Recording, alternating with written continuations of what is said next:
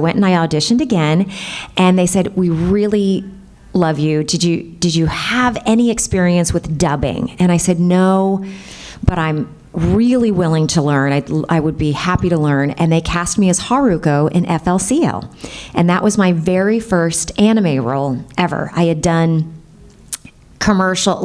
radio commercials and industrial videos, welcome to AMC movie theaters, things like that.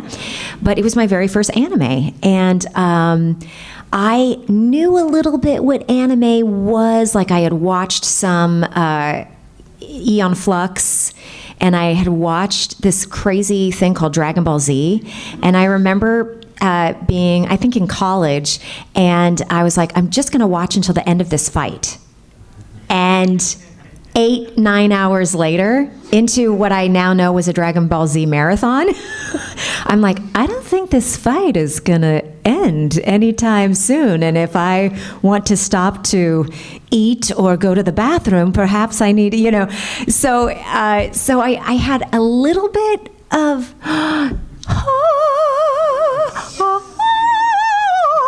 thank you, Justin. This is coffee. My precious. My precious. So that was my kind of point of reference for anime, but I wasn't like a really big otaku at that time. So FLCL was kind of just my introduction into this crazy world and learning how to dub on top of that. And I'm so glad. It's kind of like I was thrown into the deep end of the pool and just forced to learn how to swim, because I didn't realize at that time what a hard character Haruko was and what a crazy anime FLCL was. I was just like, oh, this must be what all anime is like. And in retrospect, I'm like, wow, talk about a really tough one to start with.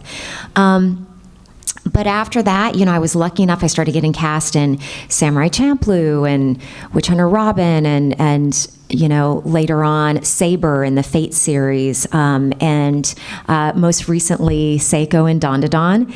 And the fun thing, just a little thing for the Dandadan fans, is that Barbara Goodson, who is another voice actress in anime, she played Nauta in The Little Boy in FLCL.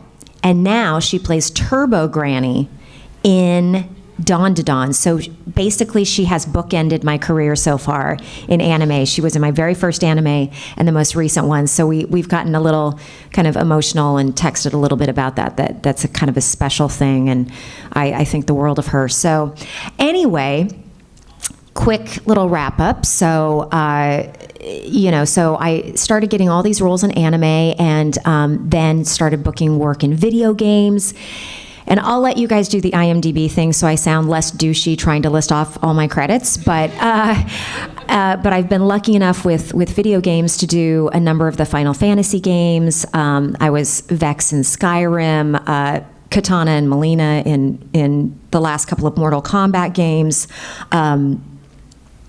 You guys can IMDb. And then with original animation, that was something that I also had really wanted to do since I was a kid. And so the first original animation project I booked was Super Robot Monkey Team Hyperforce Go. Yes, right, you guys. Nova! Foot Crusher Cruiser 6, go!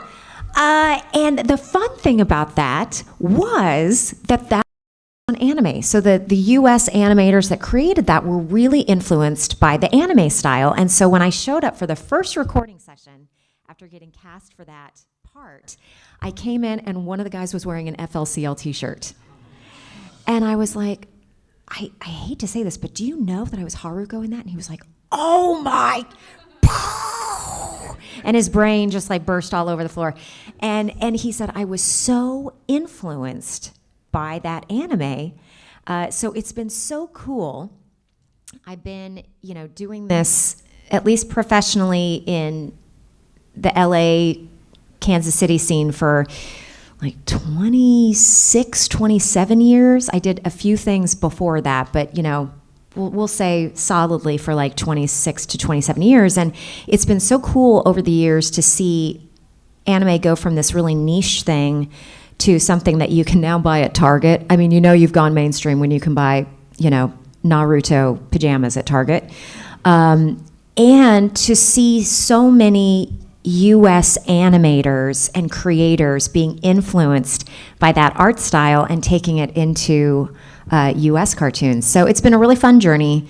And yeah, as far as the US animation, again, you can IMDb, but I've played Jessica and Rick's spaceship and Rick's dead wife Diane in Rick and Morty. I did Little Susie in Phineas and Ferb. I played Starfire in the Teen Titans movies, Chelsea in Fishhooks, and a lot of other ones. So they haven't kicked me out of town yet, knock on wood. And I really love what I do. So that's kind of just the overview of who I am and how I got to be up on this lovely stage with all of you. So do you guys have some questions? What can I start answering for you? Oh my goodness. So if you have a question for Kari, please line up along the center aisle. A burning question. Right with me. We don't have a stand, so I'm going to be the microphone stand. Brandon, you're an excellent microphone stand. Thank you so much. I'm a decent moderator too, I'd like to think. So I'm sure. So I have kind of a silly one. If you could be a Pokemon gym trainer, what would your type be? Oh my gosh. I don't know about the gym trainer one, but I always wanted to be the little kitty cat Pokemon. The little. You're gonna have to be more specific. There's like 7. Okay. What's the? And this shows you that I don't know a ton about Pokemon, but it's the really cute kitty cat, and I think maybe Kira. Does Kira Buckland play it? Sprigatito. Sprigatito. That's that one. So I don't know. Whoever Grass trains. type then? Yes. Yes. I want to train kitties, you guys. That's basically what I do. Hi. If you were a vending machine, what items would you dispense? You guys, this is the best panel already ever. If I was a vending machine, what would I dispense? Okay, it's a toss-up because chocolate, I would for sure just kick out the chocolate, or I would do the little cappuccinos. You know, the little Tilly or whatever it is. Like those have gotten me through a couple things. I would have said the little, because when I was in Japan, they had the little tiny hats that you could put on cats. So I bought one of those, and I tried to put one on my cat at the time, and she hated it so deeply that I've never bought one again. So maybe not that vending machine. My cat does wear those. Oh, really? Yes. Okay. That's a great question, though. That's going to go into the annals of convention lore as far as best question that I've ever been asked. If you could have a tea party with any 3 of the characters you voiced, who would they be and why? You guys These are really good awesome. questions. These are amazing. I've got goosebumps, you guys. These are the best questions I've ever been asked. Okay, so a tea party with any 3 of my characters, who would it be? Okay, one would definitely be Haruko, because I just think that would just F the whole tea party up. And then right now, I feel like Granny Seiko, just because she'd be over it and probably start a fight. And then maybe Emma Frost, just because I think she'd be so cool. And she'd be sipping the tea and just like, chaos, darling, chaos. Yeah, maybe.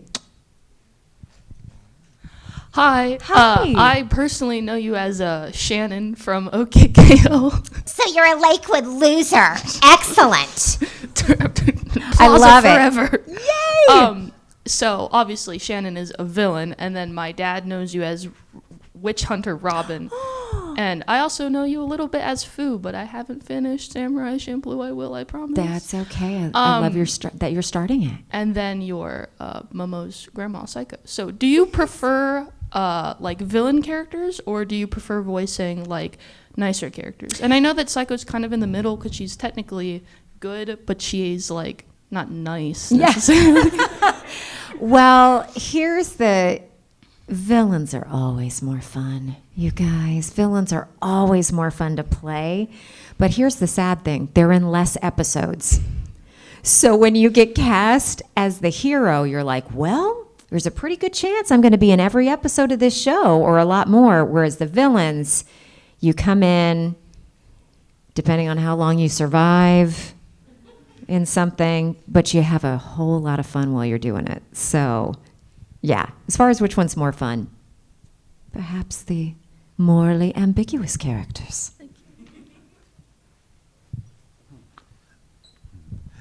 I've first heard you as Charmcaster in Ben 10, but I've also noticed you as Anemone in Erika 7 and Kagami in Lucky Star. I loved Kagami and Lucky Star. Aside from Lucky Star, have you ever had any other history with Hendon Walsh, since you're also the voice of Starfire? Yes, I love Hendon, and she's just such a lovely person. And we have crossed paths on a number of different cartoons and overlapped on things. So I've known her for a really long time. I'm trying to think. It was either Doc McStuffins. We did a couple of episodes together. We also worked on, oh man, I want to say it was Alpha Teens on Machines, but I could be wrong. But yeah, we've gotten to record together a lot over the years, and she's so talented. Hello. Oh, I can hold it. Excellent cosplay, by the way. Well done. Thank you. Well, hello there. And well, since we're keeping the tradition going, I first heard you probably as Rain Sage from Tales of Symphonia. And probably when I first noticed the name was Jean from No More Heroes. Oh, yeah, that was a good one, too. Really messed up. Talk about a, yeah. And thinking about that then, are there any like particular voice directors that kind of left an impression on you in both a good or bad way? Oh, my gosh. Well, the first one, hands down, Andrea Romano. So when she voice directed Batman the Animated Series, so I've been a huge fan of hers for many years. In fact, when I was in, I think, junior high, I wrote her a fan letter. And I said, I am such a huge fan of your casting and your voice direction on Batman the Animated Series. And one day, my dream is to move to LA and do voiceovers, and I really hope I get to work with you one day. So many years later, I get cast as Charmcaster on Ben 10, and I walk into the studio, and Andrea Romano is directing. And I meet her, and I have to just turn and walk to the studio so I don't burst into tears. It was just one of those beautiful full circle moments in my life. And she truly was the best voiceover director I've ever worked with. And we had a chance to work together on a number of projects. The last one was Nico and the Sword of Light. And then she ended up retiring and traveling. And so she is by far like one of the best that I've ever worked with. But there have been some really great ones. Mary Elizabeth McGlynn, who you probably know from Ghost in the Shell and some things like that, is also a fantastic voice director. So I've worked with her a lot over the years. And Colette Sunderman is a great one. I'm blanking out. I'll think of many more names later. Katie McWayne is another one that I worked with a lot, like on Winx Club for Nickelodeon. And yeah, I can't say that I've had too many bad director experiences, but lots of good ones.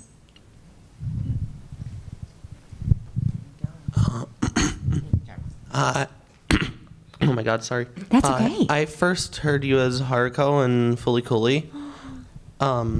I'd like to ask, what's your favorite brand of barbecue sauce? You guys are amazing.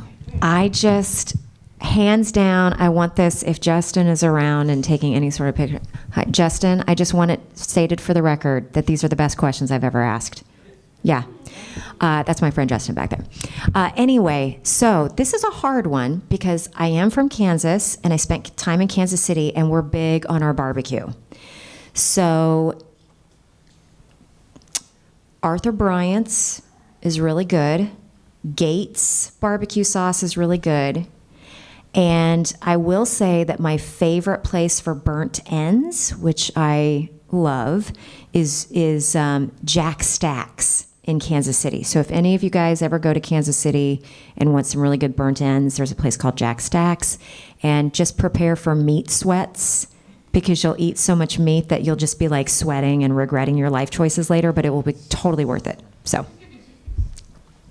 I know if you go to just like a Mission Barbecue, that's on the secret menu is the burn ends. If you ask for the burn ends, Good yeah. to know. Yeah, burn ends. Ooh, you guys. Hi, I'm a big fan of the Fate franchise, and I was wondering how you got your role as Saber. I auditioned for Saber. It's so funny. I thought that was my alarm. I was like, oh my gosh, you guys, I'm so sorry. So I auditioned for Saber, and she is one of my favorite anime roles just because I love that she is such a mix of like power and vulnerability and conscience and, you know, strength. And then in some of the later versions, they show some of her like sweetness and femininity. And so I feel like she's such a layered character. But yeah, I initially auditioned, and then each time they reboot or have a sequel, you never know for sure if you're going to get cast again as that same character. So I've been lucky enough to play her, I think, about 9 times between movies and shows and games, and hopefully, knock on wood, there will be many more because I loved her. So I love her too. Thank you. I'm so glad. Hello. So I am one of those 90s kids who was about 11 years old during the first airing of Fully Cooley. Way too young. Way watching too Adult young. Swim. I've Yep. corrupted another one. Yes. Haruko's hits the climax will live with me for the rest of my life. Excellent. So as someone, I'm in my early 30s, I've always wanted to be a voice actor as long as I can remember. Done theater, improv for years, took classes, recorded my demo.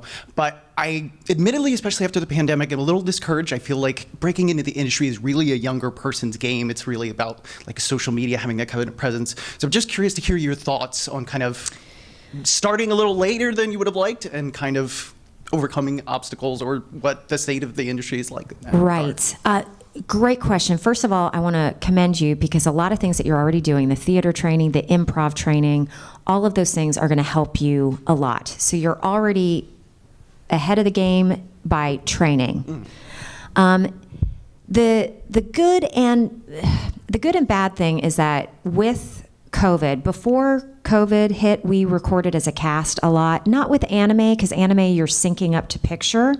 Like, you know, they've already got the picture, so you're matching mouth flaps and things like that. But with Disney or Nickelodeon, things like that, you know, we used to record as a cast a lot. And once COVID hit, everything went remote.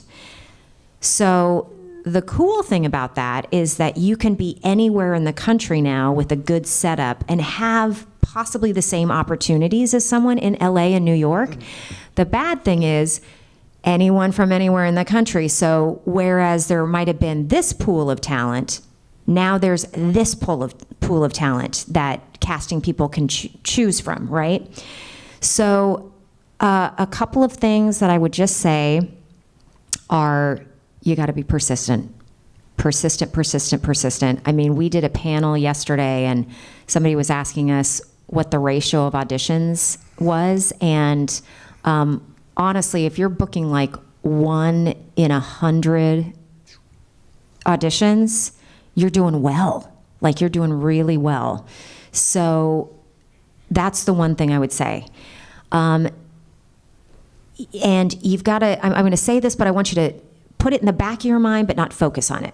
Celebrity casting is a huge thing, okay? So it used to be that, you know, it didn't happen very much. And then like the lead roles would go to celebrities, and then the supporting roles would go to celebrities, and then the cameo, 1 or 2 lines would go to celebrities. So we're fighting against that and working against that. So I say that only to encourage you that a lot of times it can be you're not doing anything wrong. It's just those are the things that you're working against.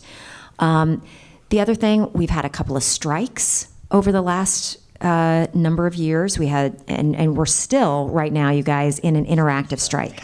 So I would say be very careful with any game auditions that you're auditioning for, because the strike is, you know, I could go into a much longer conversation about AI, But what you don't want to have happen is like, oh my God, this great video game role came through and it's non-union and they want to cast me, but if there's no AI protections, they can take that performance and then cast you and use your thing in 6 sequels and you wouldn't get paid for it. So I also say that to encourage you that right now, if you're not getting anywhere, just know that really experienced working people are not working as much too. All of that to say, it is very possible. And persistence, persistence, persistence is the name of the game. And take this time to just keep getting better. Take this time also, if you have ideas, to create your own content, because that is where a lot of things spring out. So don't get discouraged. Just know that it's a weird time and you know that there's a lot of odds, but keep with it. I hope that was helpful. Oh, incredibly. Thank you. Great, good. Break a leg. Hello. Hey. Is there any book that you've ever read that if it became an animated movie or series that you would have to voice a character in it? Oh, man. The funny thing is when you first said that, I thought you said, is there any bug that you, and I was like, bug that, oh wait, he said book. Okay, totally different question, right? Okay, book is harder, but I would say I was a huge fan of the Gail Simone run in the Birds of Prey graphic novels. So if they ever did kind of more of an expanded cartoon series of that, I'd really love to be a part of it because I loved Birds of Prey. Just reboots of things that already exist out there. If they ever do something Gem and the Holograms related, I am here for it. I would play woman number 2. I would do anything just because I was a huge fan of the original. So, thank you. Thanks. I think you'd make a great misfit. Yes. Our songs are better. We are the misfits. Are you guys too young? And we're gonna get her. Okay. Yeah, I saw one fist pump out. Yeah, you know. Hi. Hi. I have a question. There's 2. What's your favorite lines from Fooly Cooly and Dandadan? Oh, okay, my favorite one from FLCL is Kitty Kitty Meow. That one, I don't know why, but I still to this day, I'll just be like, Kitty Kitty Meow. Dan. Okay, I do love Your Rotten Tangerine. That's one of my favorites. And the other one is, I got to check with a guy about some ball intel. That one makes me laugh every single time. And I went to one of my last 2 conventions, and one of the fans came up and made me a friendship bracelet that said ball intel.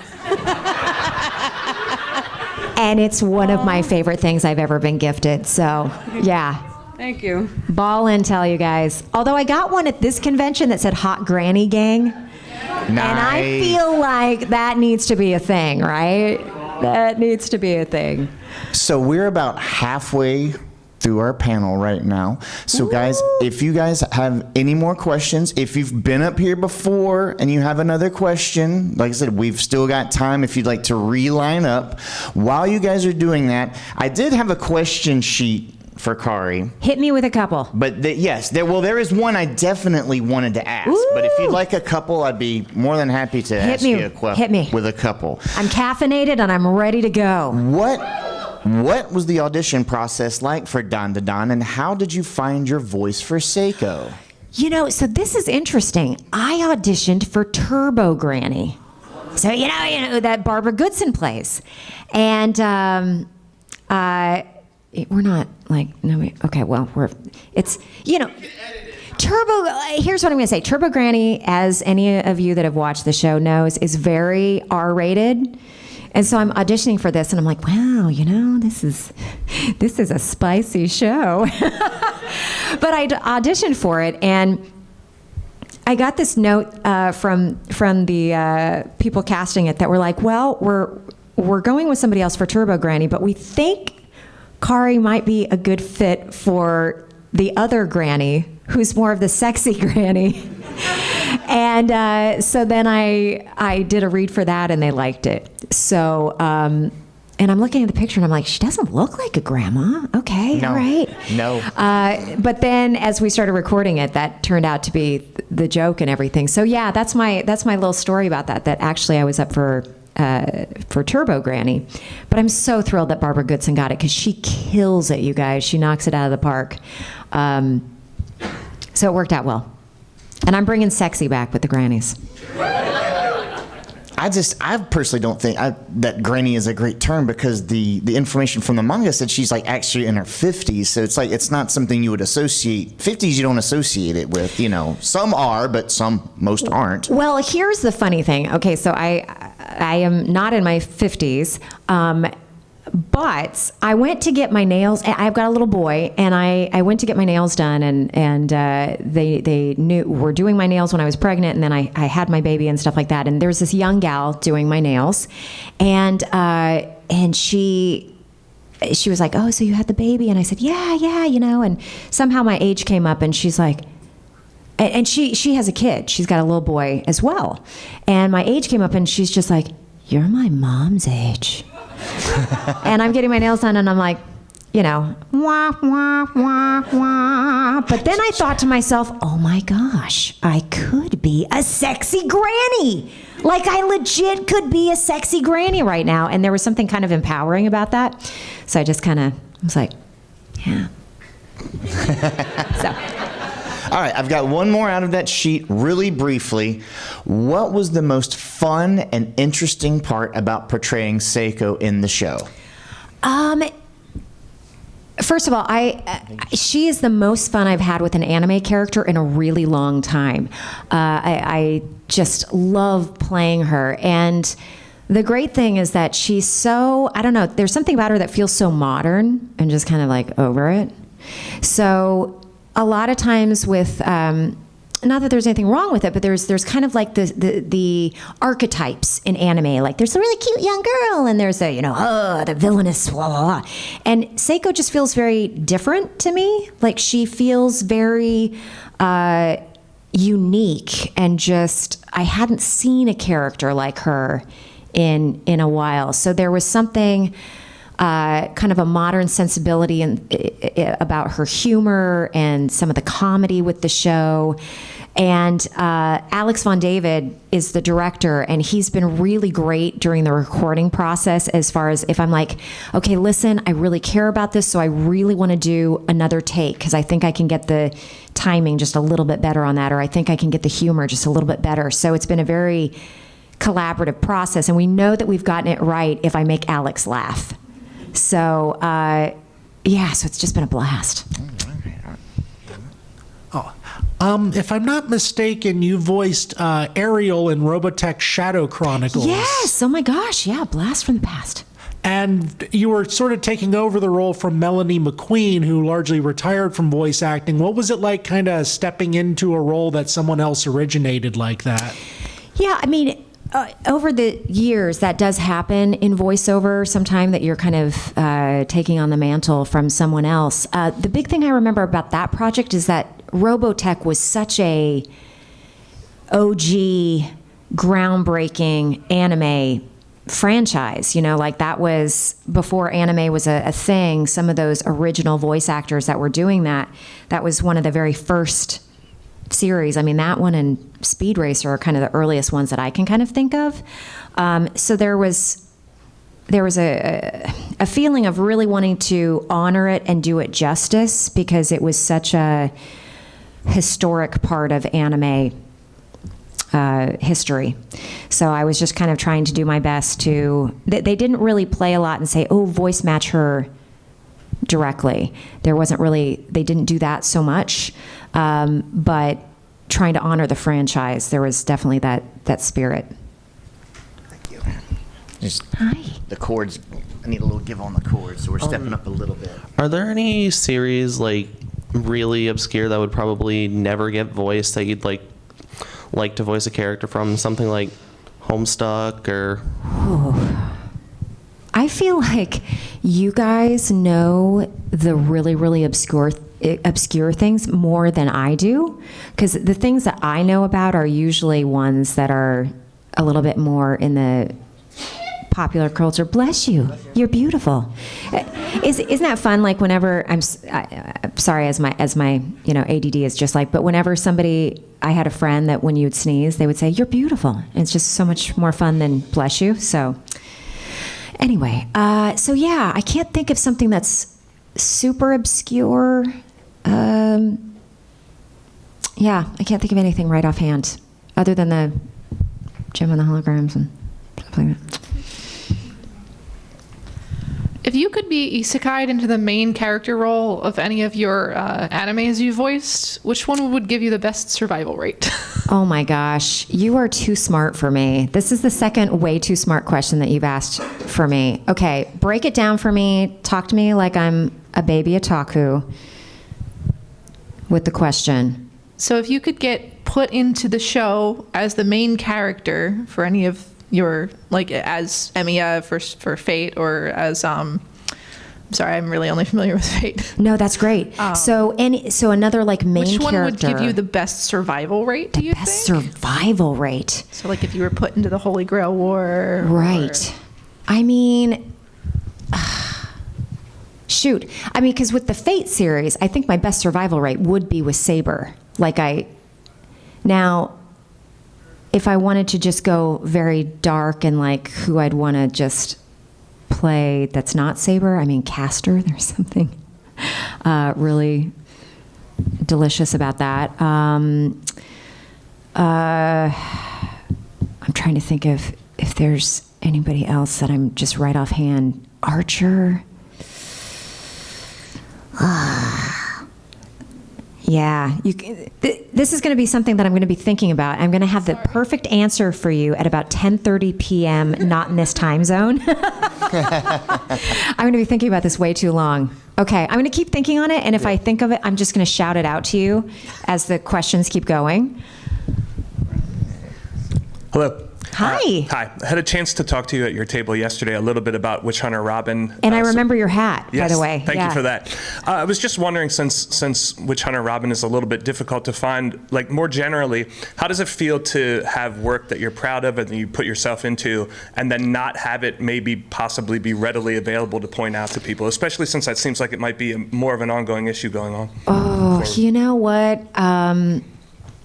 It's something that if you are in the business long enough as a creative person, you just have to accept that it's going to happen. I have literally recorded 2 seasons of a major cartoon show that then got shelved, and the studio decided not to release it because it wasn't working well with their live action brand or something like that. So there's good work out there that may never ever see the light of day ever. You know, with Witch Hunter Robin, I'm at least comforted that you can buy some ridiculously priced copies on eBay somewhere, and maybe there's a chance with streaming someday that they're going to re-air it or something. But that's why, I don't know, for anybody out there that's wanting to get into voiceover especially, or just wants to be an artist of any kind, you just have to really enjoy the journey of it and the creative process of it, because there's so many things about the outcome that you can't control. That's about all I can say.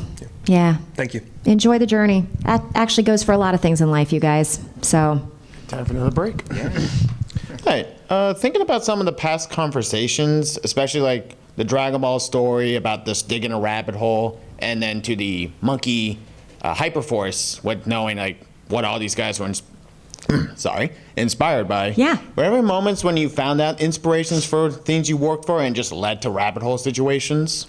As far as, were there things that I was inspired by? Particularly like the works that you worked on. Like I just said, Hyperforce is inspired by like anime, tokusatsu stuff, or Dandadan as well. Yeah. You ever discover those inspirations and it just led you into rabbit hole situations? Oh gosh, well, I mean, that's the biggest one I can think of is Super Robot Monkey Team, and that was kind of before its time too, because the same creator that did that went on to make the Teenage Mutant Ninja Turtles run that was very popular for Nickelodeon and stuff. So as far as the art style and, the Western animation being influenced by anime, I've had a few experiences of that where I've shown up and the creators have been very inspired by anime things. I just worked on a project not too terribly long ago, and the guy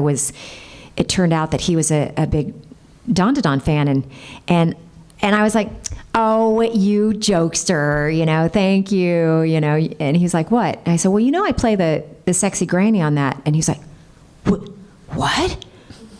And I was like, well, yeah, I play the thing. And he goes, I didn't know that. Doesn't it remind you of early Gynex stuff like that, from the early 2000s, everything like FLC, you probably don't know that show. And I was like, now you're just messing with me. Are you just messing with me? So, and then I was like, well, I was Haruko in that. And he almost wet himself on Zoom. And And that's a cool thing too, because he had gotten into the business and he was on the audio engineering and directing side, but he had been really influenced. So I think down the rabbit hole things, it tends to happen, especially the longer I've been in this industry. Now, there's new generations of actors and directors and writers and stuff coming up. And we find that we go down the rabbit hole together of how our mutual careers have influenced each other. So I hope that answers that question. Yeah, pretty good.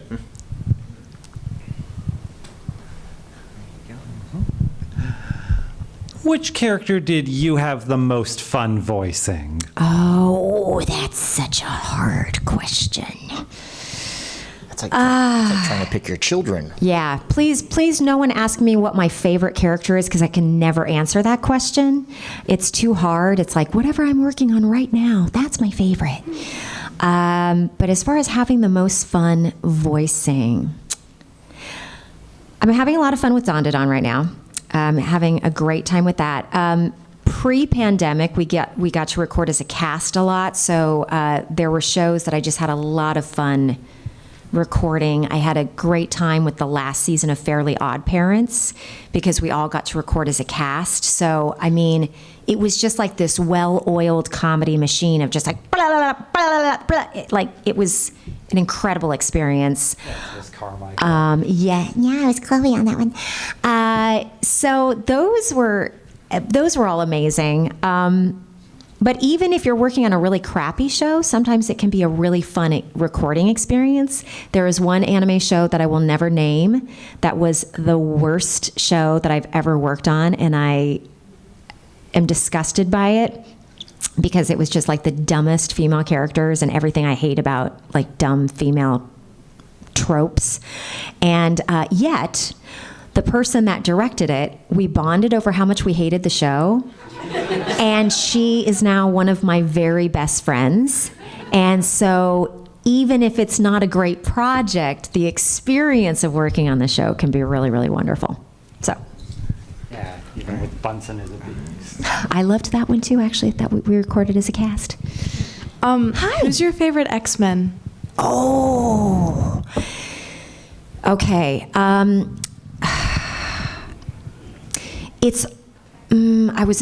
really did love Jean Grey, and I was way too invested in the Jean Grey Wolverine Cyclops love triangle. I just was way too invested in that, and I would just keep reading because I was just like, surely she and Wolverine are going to get together at some point because they've got all this chemistry, and but Cyclops is so great, and he's like the nice guy, and so I've gone down the rabbit hole way too much of that one. Yeah, oh my gosh. Jean Grey probably is my favorite, but I did really love Emma Frost. So when I got cast as her, I was like, I've got to make sure I do this justice. Thank you. Mm-hmm. Hello. Hi. I don't have a question. Okay. So I heard that you like cats. Do you want cat stickers? Yes, I want cat stickers. Oh my gosh. Thank you so much. High five. Oh my gosh.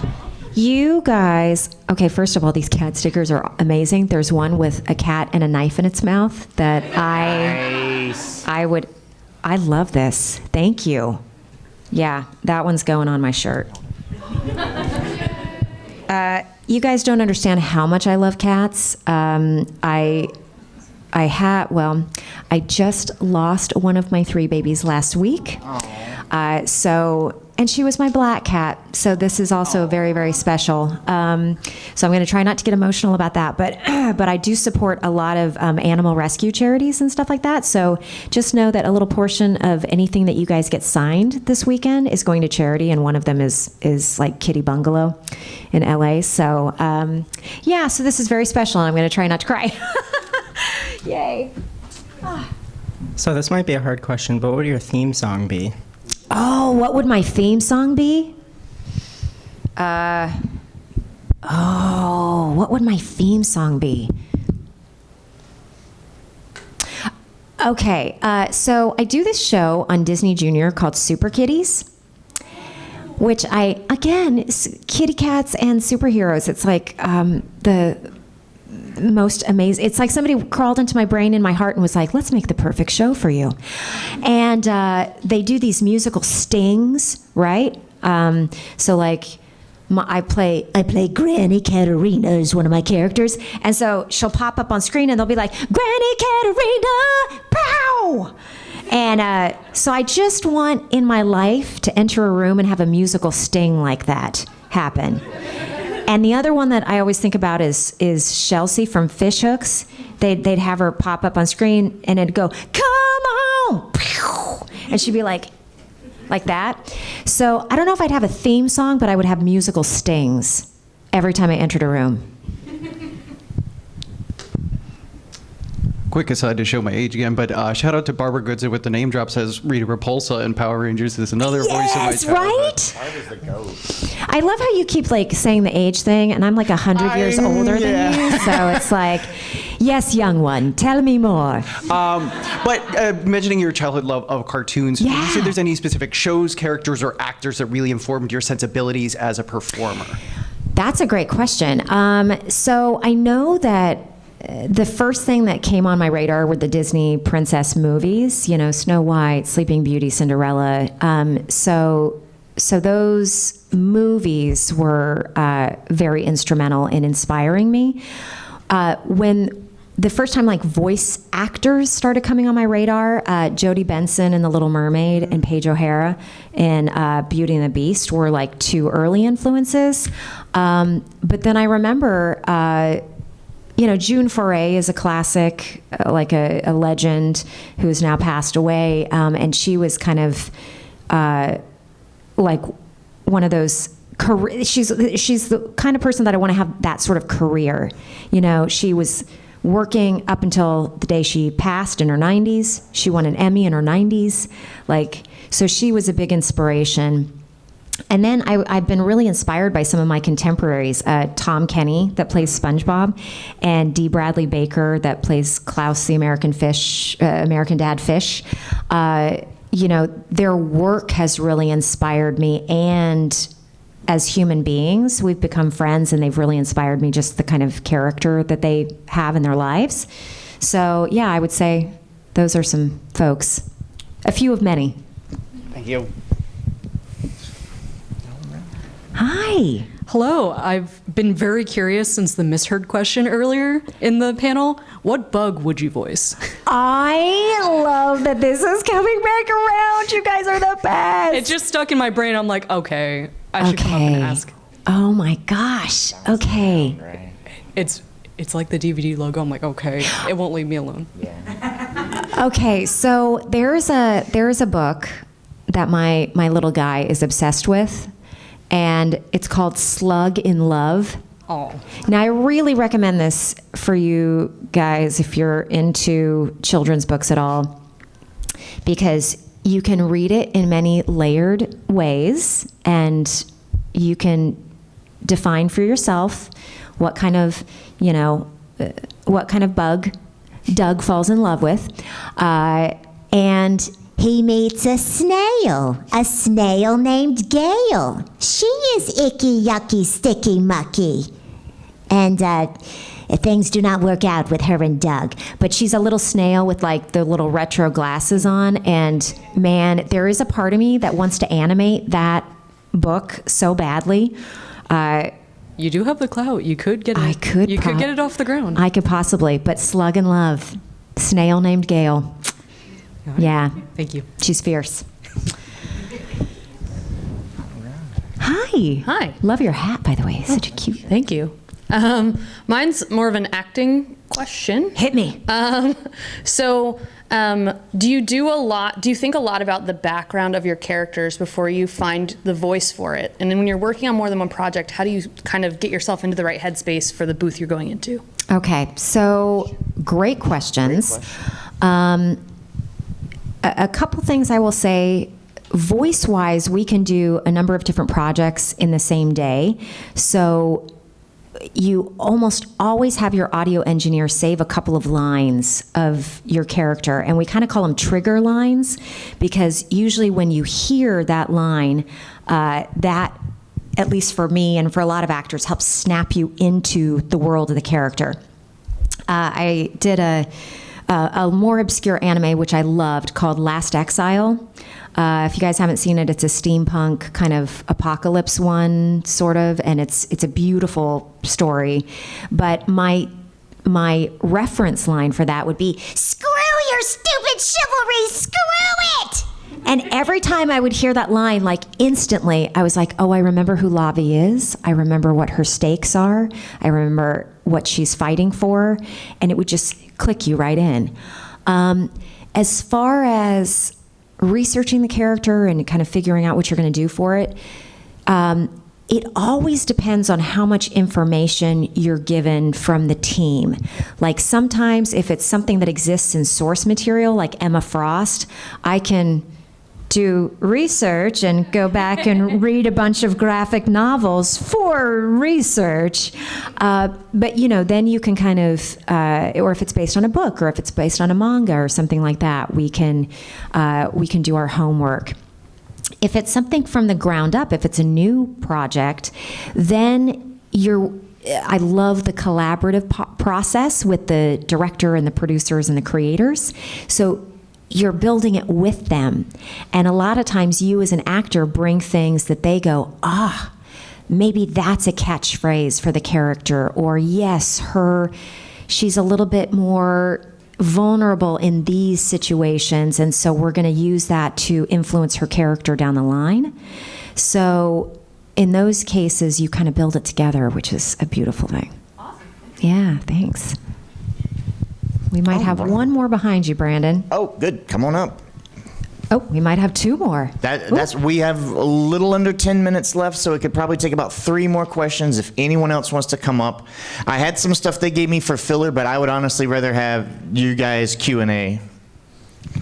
Bring it on. I'm ready. Okay. You, sir, you're the last question, all right? Ooh, let's go. Make it a good one. No pressure. Hey, this question's more of a blast from the past, but you voiced Lady in Devil May Cry 3, one of my all-time favorite games, and to this day, Devil May Cry is really grown to be a big franchise. I know you weren't in 3 and 4, but do you remember any of your times maybe working with like Ruben Langdon or Daniel Southworth, anything like that? You know what? So we did not record together with video. With video games, 99% of the time, you record by yourself. Unless you're doing like full body capture and doing that on stage together. So I didn't get to record with them, but it was such a special couple of games, especially number 3. And the cool thing is that we have started to do a couple of reunion panels. So we actually just did a reunion panel, all those guys and I, last year. And so it was really fun to get to talk with them and, kind of reminisce about just being a part of that franchise. So yeah, I like those guys a lot, and it's just a good group of people. So I can't really say much about recording with them because we didn't record together, but it was a pretty awesome character. So. And it was a great story. So I mean, like I guess I'm showing my age here, but 20 years ago, but it's a great game, and your performance was excellent, and the story's amazing. With it was you and your father and everything like that. It was a great job. Thank you so much. Thank you so much. Hi. Hello. Have you ever worked on a project where you had to like play two characters like arguing with each other? Yes. Talk about a crazy, fun experience. Yeah, those are always actually kind of my favorite acting challenges. I'm trying to think of some. Blood Plus. I remember in Blood Plus, I had scenes with Saya and the Russian spy operative chick. Hopefully somebody else can remember the name because I'm blanking out. But they had scenes together, so it was just me talking to myself, just hanging out. Dorothy and the Wizard of Oz was another little show that I did for Warner Brothers, which was a lot of fun. And I remember that I played two of the main characters. So Dorothy and Ozma would always talk to each other. And there was one episode where I was playing a little boy as well. So I was actually doing whole scenes with three characters as myself. So it'd be like, Hey, how you doing, Ojo? Are you doing okay? yeah, Dorothy, I'm doing fine. Oh, he's so lovely. And so it was like so much fun and such a great challenge. Awesome. Thank you. And a little crazy. Hi, I was wondering if there was a specific character or franchise you worked on that doesn't get the recognition you think it deserves? Oh, man. Last Exile was one of those obscure ones, I think, that didn't quite get the love that I thought it should have. Dorothy and the Wizard of Oz actually was a series that was so cute, and they were trying to launch the Boomerang app, so they were just doing it on the app, and later they kind of put it on the streaming and stuff like that, so it just never got the traction that I would have loved to have seen for that one. And being from Kansas, that one was really special because people were always like calling me Dorothy anyway. And I would have said Witch Hunter Robin and Blood Plus, but I'm telling you guys, every convention I go to, people come up to the table and they're like, you know what, you probably don't ever sign this or don't remember this show, but I love Blood. And I'm like, yes, that you are among friends, because every convention people come up and talk about those ones. So maybe there's, life left in those. Thank you. Mm-hmm. Thank you. First time actually asking a comment. But I was wondering, because I've been asked to try and explain it, and I figure people think surely Haruko knows. How many times have people begged you to explain to them what actually is happening in Fooly Cooly? So many times. Actually, I don't know that people have come up and said, please explain what happened, as much as they come up and they're like, I have no idea what happened, but I love it. And every once in a while, people will come up and they're like, I'm still not sure what it's about. But the funny thing about that show is that, especially as I get older, and oh my God, are those They are Sailor Moon Vans. Those are so cute. I got so distracted, but you've got to see his shoes. Everybody on the way out, those shoes are adorable. I think if you were going to answer the question super, super fast, it'd be like, it's about puberty. Yeah. It's about puberty. But when you first watch it, you have no idea what's happening. And then I think as all of us get older, myself and my fans included, we discover more and more about it as we get older. And as we rewatch it, I love how people come up and they're like, I've discovered things and I've realized things about it that I didn't know the first time around. And I think that's great. It's a great metaphor for life. So, but yeah, if you haven't seen the show, it's only 6 episodes long, and just know that you're going to go in for a head trip. Brace yourselves and buckle up. Unless you watch that. All right. I think we're just about out. We might have time for one more. Sometimes getting people in line, it's always kind of hard to gauge how long each question is going to take. But if you want to be the last question, raise your hand. I'd like for it to someone that hasn't been up here. We'll try that first. Oh, little. Yes, you. Come on up. The nifty? And by the way, while she's walking up, you guys, I know that I'm going to have to dash to the bathroom like right after this panel. So I will say that right after this panel, I'm going back over to the main thing, and I'll be signing there for like 2.5 more hours and then heading to the airport. So if you haven't gotten something signed or if you want to come by and say hi, I'll be over there. So, hi. Hello. I know you do a lot of different voices and they tend to range in vocal range. Like some of them are really high, some of them get a little lower. I was wondering, because I'm someone who has like a naturally kind of high, silly sounding voice sometimes, how do you do the characters that have that kind of voice without making it sound silly? Like how do you make it authentic? That's a great question. First of all, your voice is beautiful, so don't be censoring your voice. And one of the things that your voice is an instrument, okay? So if you played the trumpet, you would learn the different notes, right? And so I think whether my voice can do this amount of things or this amount of things, as a voice actor, you learn what your voice can do. And if anybody out there is interested in doing voice acting, I really highly recommend voice lessons, singing lessons, especially if you're not a singer. Because that's how you discover where does your voice crack? How high can your voice go? How low can your voice go? And it's all about kind of finding out technically what your voice can do. And then it all comes back to the acting. You know, it shouldn't be, when you're creating a character, it shouldn't be, how can I make this sound just really goofy? It's like, who is this character? Start with the acting first. And if naturally you think, man, this character would speak in a higher voice, great. But it should always come from a place of like creating the character first and then working the voice around it. Thank you so much. Hope that helps.